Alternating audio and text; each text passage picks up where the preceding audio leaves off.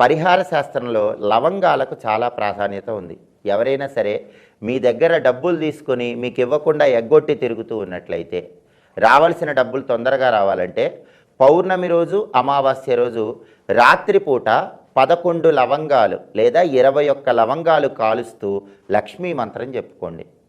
ఓం శ్రీం శ్రీ అయి నమః.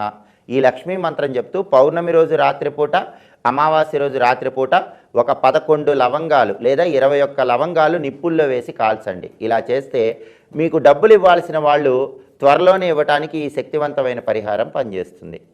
అలాగే ఇంటికి ధనాకర్షణ పెంపొందింపజేసుకోవటానికి ఆకుపచ్చ కొవ్వొత్తికి సంబంధించిన శక్తివంతమైన పరిహారం ఉంది.